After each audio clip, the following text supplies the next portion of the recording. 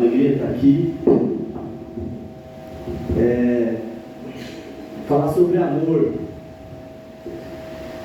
O que é amor para você? É um sentimento?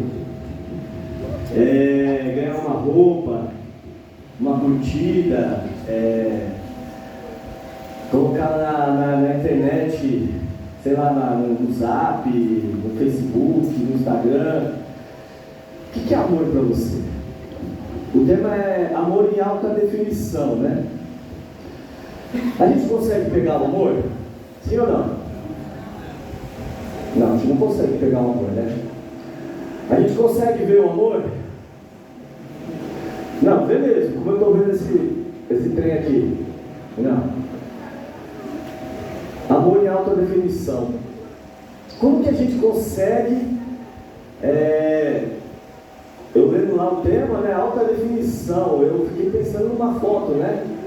Quando você tira uma foto e seu celular é mais baratinho, é mais bebinha, não é um iPhone, não sai em alta definição, sai ruim. Mas o que isso tem a ver com a gente? Igreja do Senhor Jesus, no século 21, onde os valores estão invertidos, onde a gente vê 3 homens se beijando na boca, achando que é normal, onde a gente briga porque é do Lula ou porque é do Bolsonaro. Meu querido e minha querida, você não foi chamado, nem é chamada para representar nem Lula nem Bolsonaro. O seu compromisso é com Jesus de Nazaré. Você pode ter até uma afinidade com a esquerda, uma afinidade com a direita, mas esses caras não me representam, porque eles não amam como Jesus amou. Eles não deram a sua vida. Deus está aqui, eterno. Eles só estão passando. O que é amor em alta definição? E aí, eu vejo o amor. Eu toco o amor. Eu toco você. E eu quero dizer para você nessa noite que você é a representação do amor. Você é um amor encarnado. Você mulher, você menina, você homem, você menino. Jesus, o Deus conosco, Emmanuel, se encarnou. E Ele subiu. Mas Ele te deixou uma missão. Hoje, eu e você somos um amor encarnado. Nós somos embaixadores, nós somos representantes de Jesus. Então, se tem alguém nesse mundão de meu Deus que representa o amor, é você. Que é a encarnação do amor, é você. Então, se no meio da onde você vive, onde você pisa, onde você convive, as pessoas precisam de uma referência de amor, essa referência é você. Sim ou não? Sim. E aí a gente vai entender um pouco, a partir do texto proposto, como nós podemos ser essa referência. Quando alguém pedir uma alta definição de amor, vai olhar para o teu rosto, vai olhar para o teu semblante, vai olhar para os teus gestos, vai olhar para a tua fala e saber que você é a alta definição do amor. Você não tem nada a ver com um partido, nem do lado A, nem do lado B, você tem a ver com Jesus. É para isso que nós somos chamados. Abra sua Bíblia, em 1 João 4, do 7 ao 21. A gente fica um pouco nervoso porque tem um monte de pastor, né, mano? Aí os caras vão dar nota 3, nota 2.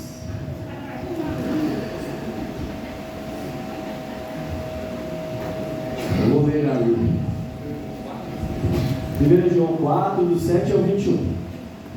Para você que não leu a Bíblia ainda essa semana, que ficou tantas horas perdidas vendo Instagram, aproveite agora e absorva a palavra de Deus. Tá bom? Não tem outra gente.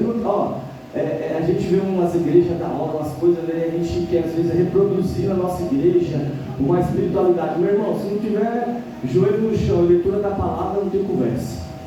A gente pode ter o melhor som, as coisas mais da hora, mas espiritualidade mesmo, presença do Senhor, se não for por esse caminho, não funciona. Amados, amemos uns aos outros, pois o amor procede de Deus. Aquele que ama é nascido de Deus e conhece a Deus. Quem não ama, não conhece a Deus, porque Deus é amor. Desta forma, Deus manifestou o seu amor entre nós. Ele enviou o seu Filho unigênito ao mundo, para que pudéssemos viver por meio dele. Isso consiste o amor, não em que tenhamos amado a Deus, mas em que Ele nos amou e enviou o seu Filho como expiação pelos nossos pecados. Amados, se Deus nos amou, assim também devemos amar uns aos outros. Ninguém jamais viu a Deus. Se amarmos uns aos outros, Deus permanece em nós e seu amor está aperfeiçoado em nós. Desta forma, sabemos que permanecemos nele e ele em nós, e ele nos deu do seu Espírito. Vimos e testemunhamos que o Pai enviou o seu Filho para ser o Salvador do mundo. Se alguém confessar que Jesus é o Filho de Deus, Deus permanece nele e ele em Deus. Assim conhecemos o amor que Deus tem por nós e confiamos nesse amor. Deus é amor. Todo aquele que permanece no amor permanece em Deus e Deus nele. Dessa forma, o amor está aperfeiçoado entre nós, para que no dia do juízo tenhamos confiança, porque neste mundo somos como Jesus. No amor não há medo, pelo contrário, o perfeito amor expulsa o medo, porque o medo implica castigo. Aquele que tem medo não está aperfeiçoado no amor. Nós amamos porque Ele nos amou primeiro. Se alguém afirmar, eu amo a Deus, mas odiar o seu irmão, é mentiroso. Pois quem não ama o seu irmão, a quem vê, não pode amar a Deus, a quem não vê. Ele nos deu este mandamento: quem ama a Deus, ame também o seu irmão. Amém? Irmãos, o que está acontecendo aqui nessa carta, nessa epístola que João escreve? A igreja está em crise. Tem um monte de gente indo embora. Os caras estão discutindo um monte de questão teológica. A igreja está passando por um momento de conflito, de desentendimento. Está acontecendo um processo doloroso de divisão na igreja. E as relações no meio dessa igreja, elas não são atravessadas por Jesus. São relações de interesse. Eles estão discutindo docetismo, se Jesus, aquele corpo realmente era Deus que estava nele. Eles estavam ali buscando. E sabe o que começa a acontecer? A igreja se divide e um monte de gente começa a ir embora. Você já viu isso acontecer no meio das nossas igrejas batistas? A gente, como batista, tem como primazia a palavra de Deus, né? Nós somos conhecidos pelas outras denominações que nós somos conhecedores da palavra, não brincamos com a palavra. Mas a gente muitas vezes fica dentro dessa palavra e não se mexe, não caminha, não se movimenta, não gera vida. Você já viu alguma igreja minguando? Você já viu uma igreja se dividindo?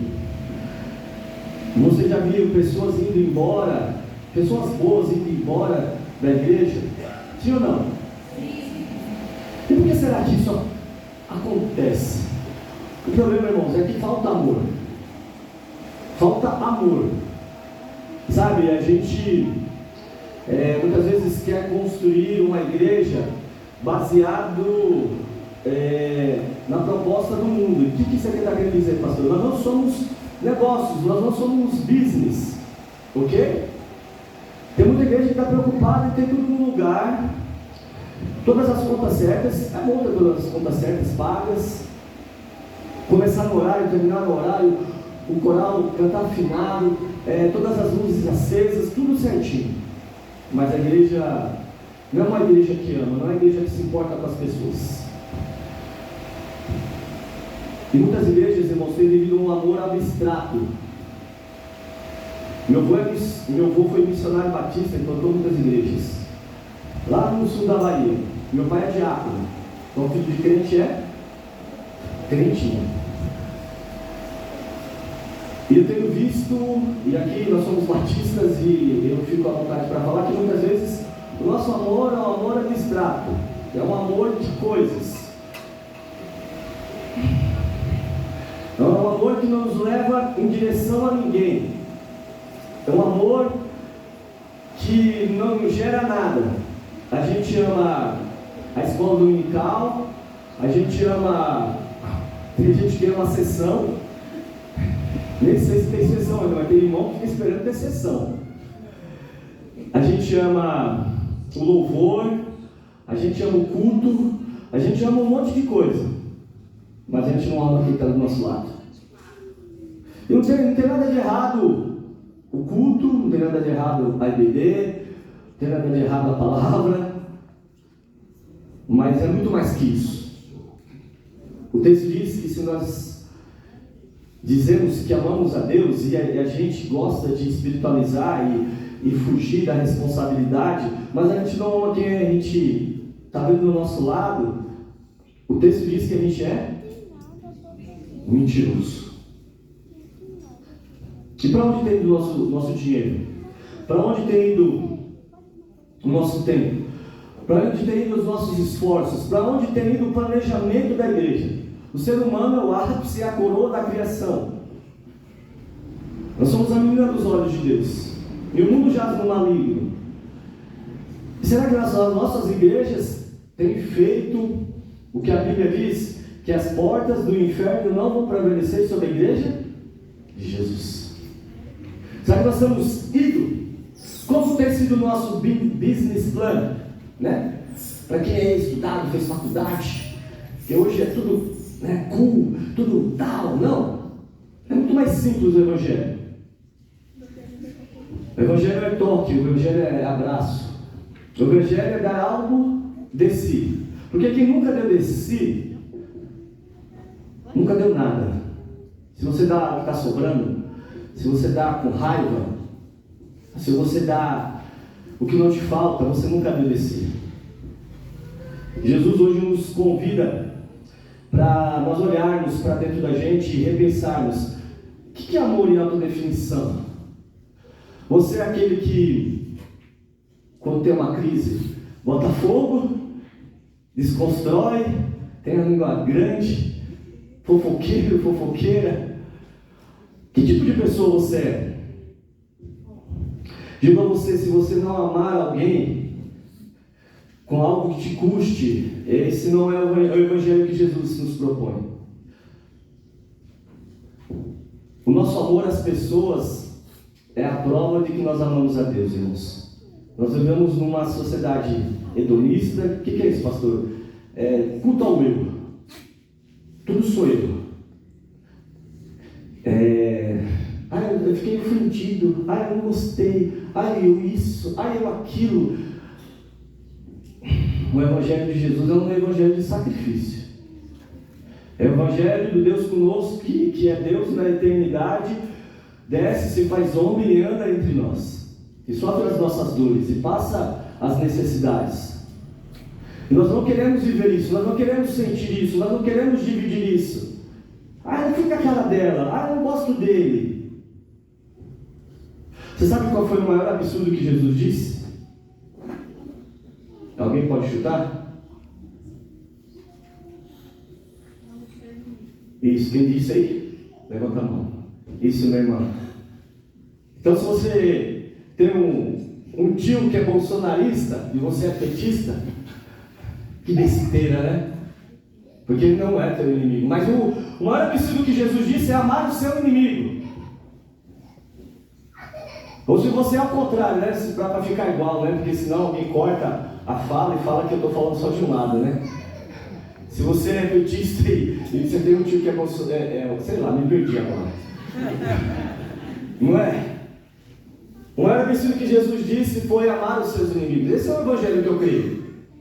É o Evangelho de, se te pedirem a sua blusa, você tem que dar o quê? A capa. Mas sabe o que é da hora? Eu investi na bolsa. Sabe o que é da hora? Eu ter dinheiro em fundos de ações, dinheiro nos Estados Unidos. Talvez eu esteja falando para o público que acha que alguém tem dinheiro na bolsa? Só se for na bolsinha, na pochete, né?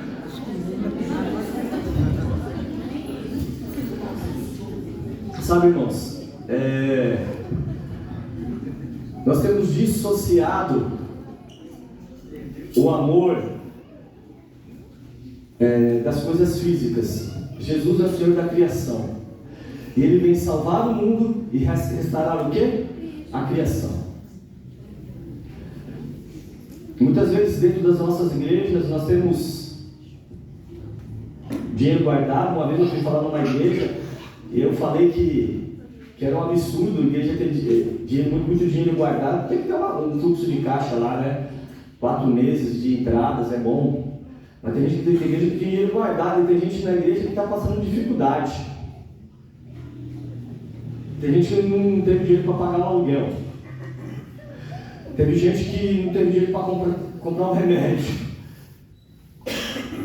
Tem gente que quer colocar o filho na faculdade e falta um pouco. Mas o que a gente tem a ver com isso? Tem a ver, irmãos, que lá na cruz, quando Jesus é levantado no ápice do amor, Jesus joga uma luz, um holofote sobre 3 coisas: o governo, o sistema, a religiosidade e o povo. E a gente acha que está tudo normal. Não está tudo normal. Deus, quando Ele vem restaurar, quando Ele vem trazer salvação, a salvação é para hoje e para além. E hoje, essa salvação se torna em quê? Em qualidade de vida, em vida abundante, vida em abundância. Então, as nossas igrejas, irmãos, elas têm que, mais do que fazer assistência social, ela tem que cuidar das pessoas. E como se cuida das pessoas? Muitas vezes a gente quer que alguém aceite Jesus, mas a pessoa não tem um bujão de gás em casa. A gente aceita Jesus e a gente tem dinheiro guardado. Mas o que a igreja tem a ver com isso? Tudo. Porque é um ser humano que não vive a plenitude daquilo que Deus o fez, que o criou para ser. Isso é a desconstrução do pecado. E o pecado, irmãos, nos afasta uns dos outros nas nossas relações, na nossa relação com Deus, na nossa relação com o próximo. O pecado faz isso. Mas hoje nós somos convidados a ter um amor em alta definição. E Deus nos chama nessa noite, e quer te dizer nessa noite para mim e para você que amar e ser amado é a dinâmica do Evangelho. Quem aqui não gosta de carinho? Levanta a mão. Ainda bem que todo mundo está prestando atenção. Quem não gosta de um cheiro? Quem não gosta de um abraço? Quem não gosta de um reconhecimento? Todos nós gostamos. Só que eu não sei na onde nós nos perdemos na caminhada da igreja do Senhor Jesus, porque a igreja é muito mais simples. Porque no meio da igreja, o maior não é o apóstolo Mozart. O maior é o que serve. O maior é o que serve. Muitas vezes dentro das nossas igrejas nós queremos proteger Jesus, proteger o Evangelho, irmãos. Jesus se deixa ser tocado por uma prostituta. Você entende isso? O divino, o sagrado, o santo de Israel, ele se deixa ser tocado por uma prostituta. E ali, o que é crente condena. Amor em alta definição. Irmãos, e me ocorreu aqui agora, isso não tem nada a ver em aliviar o que é pecado, tá, irmãos? Pecado é pecado. Todo sexo antes do casamento e fora do casamento é pecado. O quê? A questão do homossexualismo é pecado. Ponto. Como dispor? Não. É Bíblia. Isso é o pecado. Só que a gente quer se colocar no lugar do juiz, do rei, do Senhor e julgar as pessoas. Nós somos convidados a amar as pessoas, a acolher as pessoas e dizer a verdade para as pessoas. E aí o Espírito que é santo, ele vai convencer. Só que às vezes a gente está tão santo, e a Bíblia diz que tem uns que pecam menos, e tem irmãos aqui que são mais santos mesmo. Mas cuidado para você não querer se tornar Deus. Tem alguns que pecam menos, mas não tem ninguém que não peca. Todos são pecadores, todos precisam do remédio chamado Jesus. Quando você ama de verdade,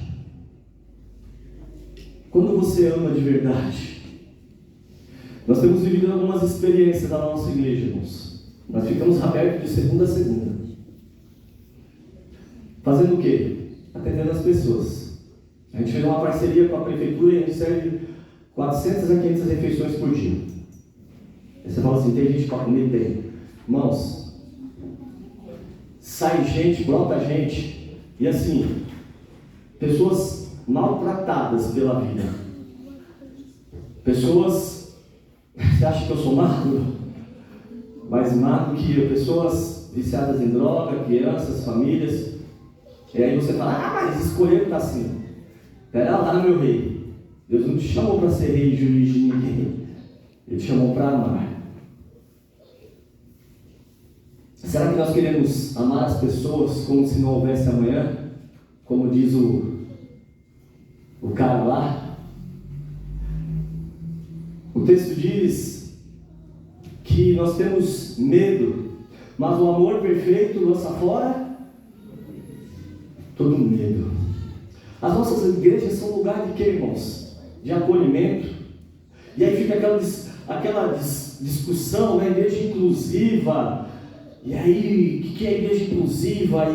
Meu querido, as pessoas estão um pouco preocupadas com essa discussão. Essa discussão da religião, sabe o que as pessoas querem? Serem abraçadas, serem amadas. Quando você ama de verdade, quando você tem a capacidade de perdoar e voltar a caminhar junto. Irmãos, como eu disse para vocês, eu sou filho de crente. E o que a gente gosta mais de fazer dentro da igreja, sabe o que é? Colocar rótulo nas pessoas. Tá eu e o Ailton aqui, ó. Nós te conhece, sei lá desde quando. Acho que minha mãe viu, ele é mais velho que eu, mas a mãe dele me viu na barriga da minha mãe. E a gente vai crescendo dentro das nossas igrejas. Nossas igrejas são más, e quando eu falo nossa igreja, eu e você. E a gente coloca rótulo nas pessoas. Olha, eu sempre fui mais cedo que eu. Sempre fui mais cara de pastor. Eu já sempre fui mais briguento, maloqueiro, criqueiro, tanqueirão. E aí você vai crescendo dentro da igreja e as pessoas não dão chance, não dão oportunidade, acham que você não vai dar certo. Porque quando eu tinha 14 anos eu era um menino, quando eu tinha 20 eu era um jovem, quando eu tinha 30 eu já estou amadurecendo. Então a gente tem que aprender a perdoar dentro das nossas igrejas, irmãos. Acreditar nas pessoas. Eu aprendi uma coisa com um gerente da Junta de Missões Nacionais: acreditar nos improváveis. Não vai vir ninguém da igreja chique lá, grandona, de 4, 5 mil membros, não. Somos nós que vamos fazer acontecer no meio das nossas comunidades. E nós temos que acreditar nas nossas ovelhas, dar oportunidade, estar próximo delas. Mas isso só é possível quando se ama, quando se caminha junto, quando se perdoa. E aí, quando a gente vê os jovens indo embora, quando a gente vê pessoas cansadas, aí a gente, eu não sei, irmãos, dá trabalho cuidar de gente. Dá trabalho ser a igreja de Jesus. Mas uma igreja que vive o amor, que tem o amor em alta definição, que tem um amor ardente por pessoas.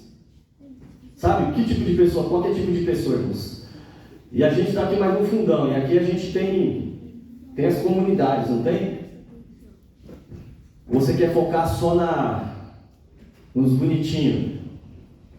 Como que a gente gera amor, irmãos? Como a gente cuida das pessoas? Como a gente atrai as pessoas para as nossas igrejas? Aqui deve ter escolas próximas, né? Perto da sua igreja tem escolas, não tem? As escolas públicas são quantos alunos por sala?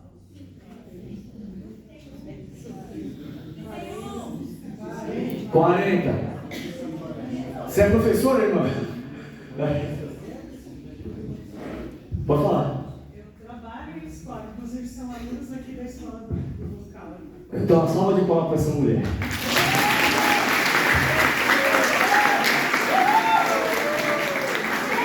Ela não é só uma, sei lá, o cargo que ela exerce. Ela é uma mulher em alta definição. Não combinei nada. Não vou dar uma rodada aqui que a gente não é pentecostal, né? Não pode. Mas foi propósito do Senhor hoje. Glória a Deus! Amém! Isso é uma mulher em alta definição, porque ela fala assim, o pastor não pode falar palavrão, né?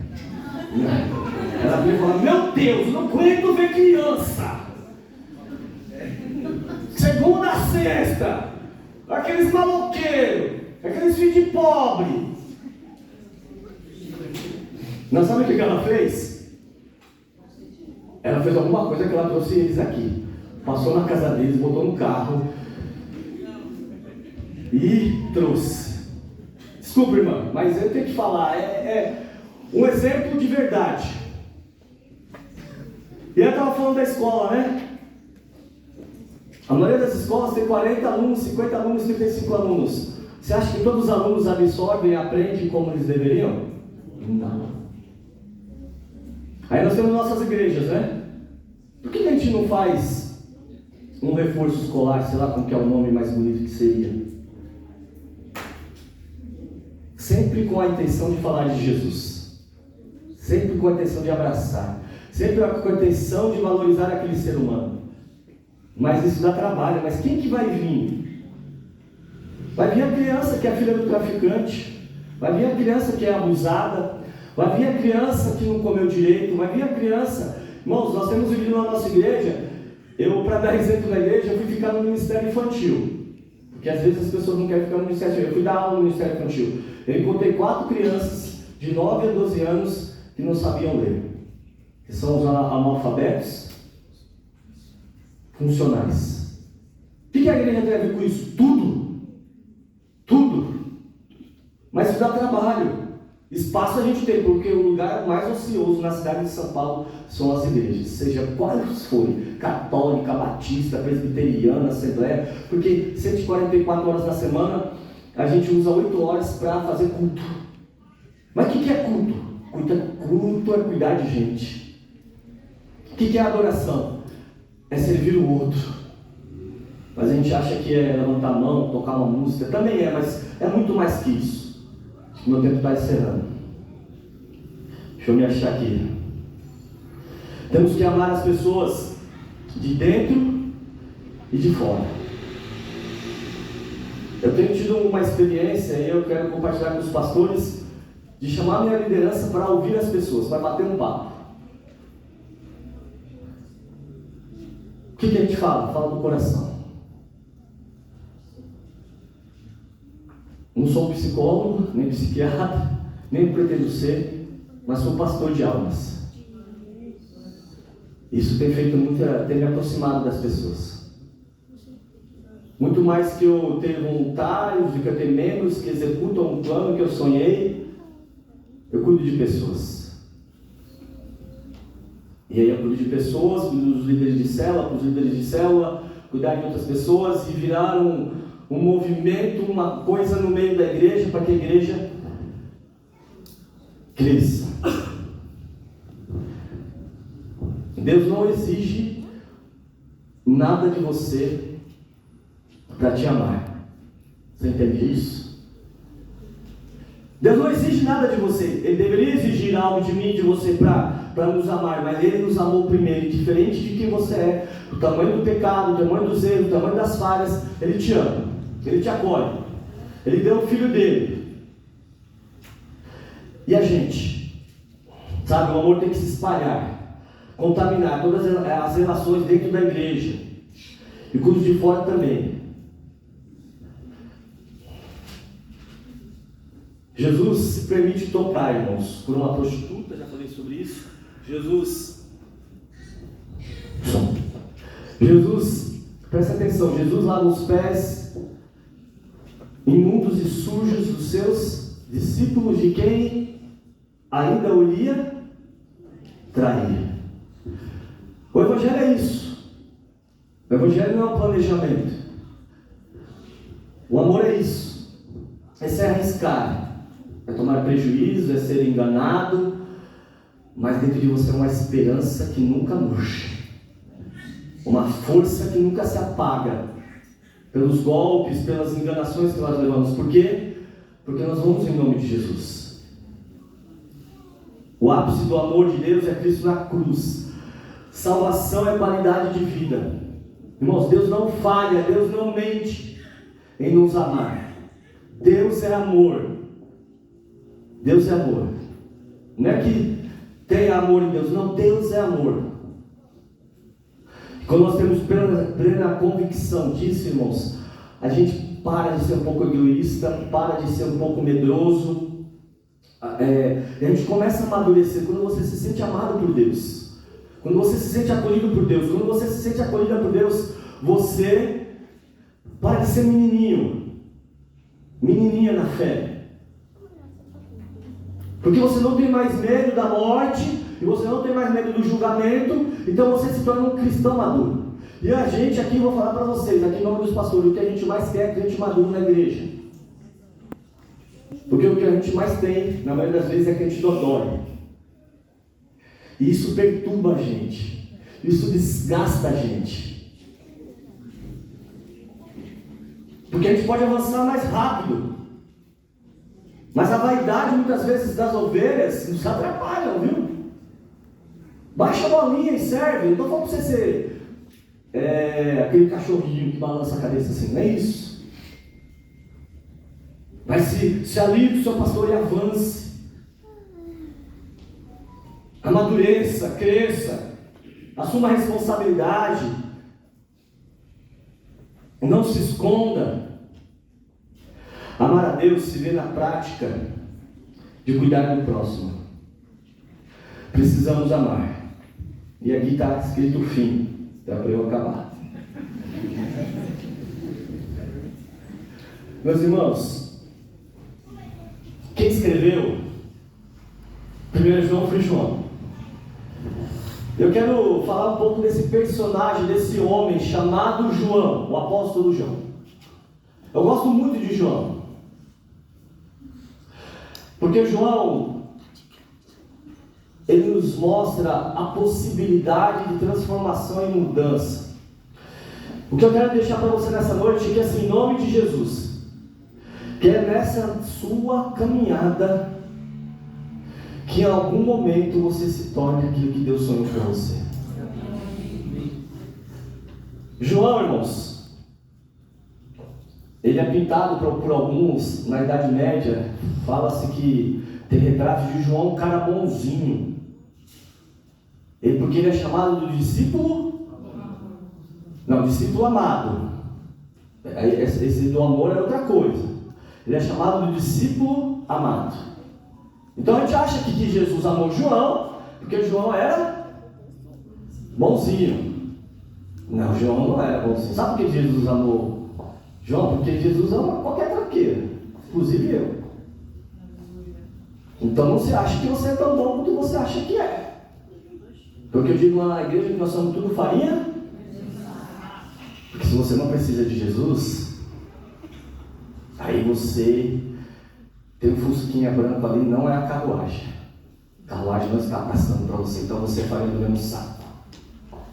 Então você precisa do remédio chamado Jesus. E aí João, irmãos, João é um cabra complicado.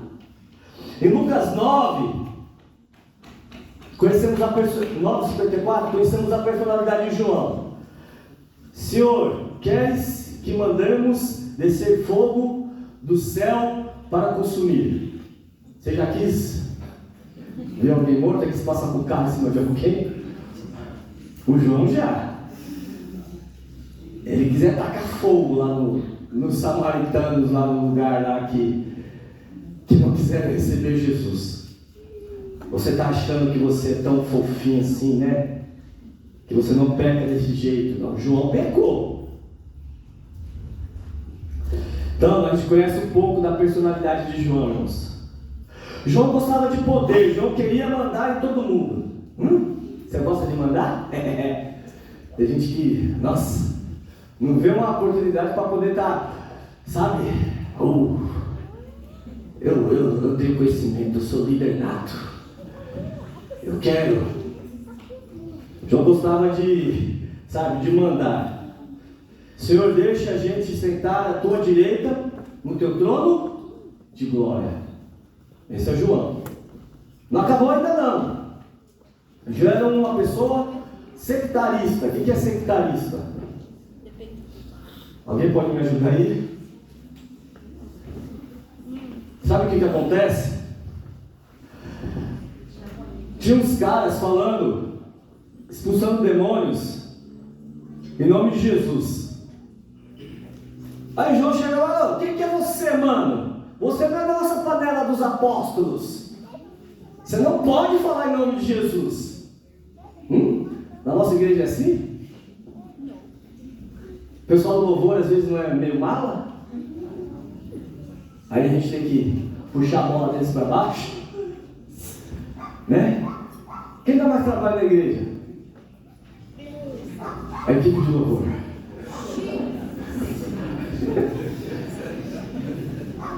Porque os pastores não têm coragem de falar.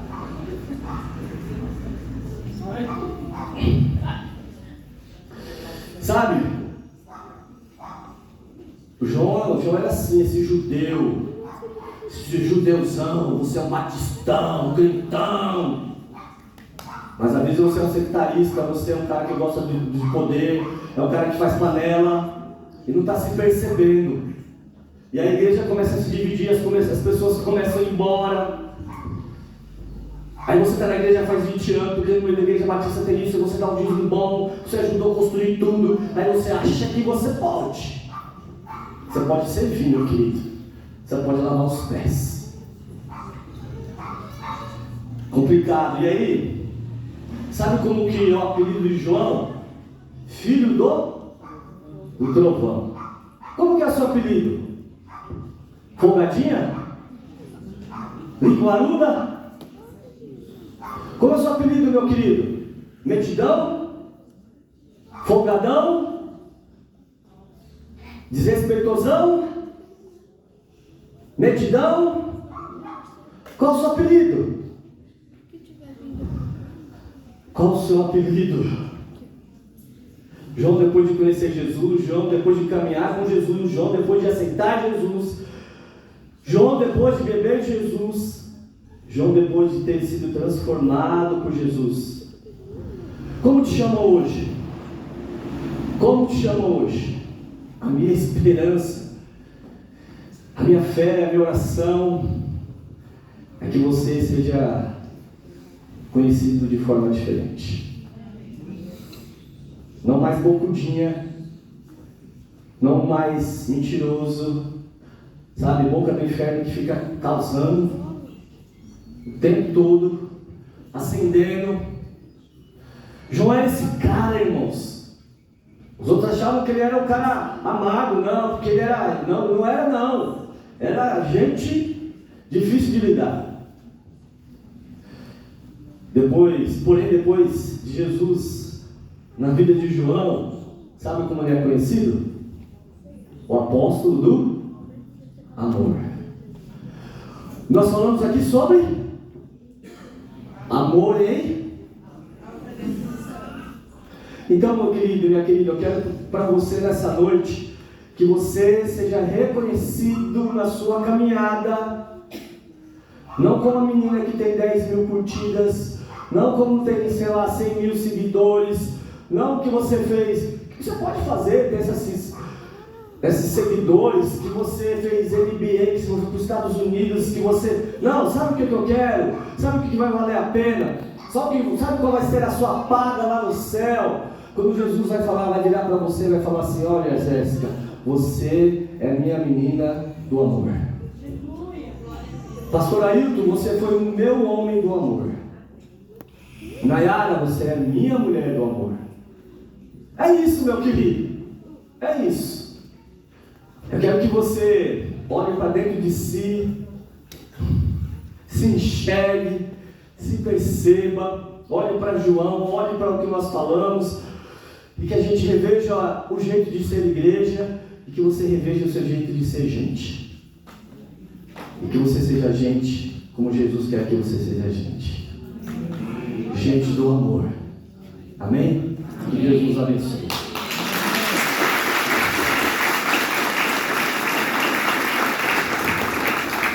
A palavra aqui dentro direito. Valdo, seu carro estava pitando lá embaixo.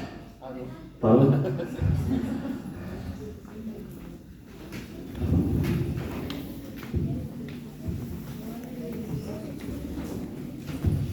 Você pode ficar de pé?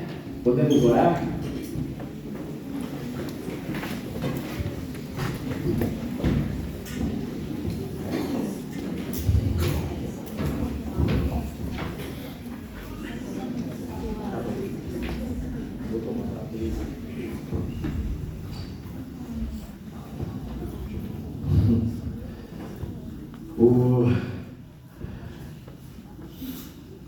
Eu tenho um pouco de dificuldade de fazer apelo, né? Mas alguém soprou para fazer um apelo. Você pode abaixar sua cabeça? Senhor Jesus, Tu sabe como nós somos. A gente não deixou nada do que nós somos lá fora. A gente trouxe tudo para diante do Teu altar, Pai. Porque se tem alguém que pode nos transformar, é o Senhor. Só pode transformar no meu caráter, as minhas escolhas, as minhas paixões, os meus olhares, o meu toque. O Senhor é capaz de fazer um Mozart novo, porque o Senhor é Deus sobre tudo e sobre todos. E eu quero colocar a minha vida no Seu altar, Senhor, não para ser consumida, para ser transformada, porque tem que servir pessoas, porque tem que servir a Deus servindo pessoas. Então, se você quer refazer sua aliança, se você quer refazer o seu compromisso, se você está cansado de si mesmo, cansado de tudo em volta, vem aqui na frente para a gente orar. Vem aqui. A gente precisa de atos diante do Senhor. A gente precisa de atitudes diante de Deus. A gente precisa de passos de fé. Ah, mas eu já fui na frente algumas vezes. Vem de novo, porque a misericórdia significa uma página nova todos os dias para você reescrever sua história. E é Deus que te dá essa página. Porque Ele é Deus, porque Ele pode perdoar qualquer e todo pecado. Vem aqui. Está todo mundo de cabeça baixa. Você não está vindo aqui porque eu estou apelando, não. É porque Deus quer algo novo de você.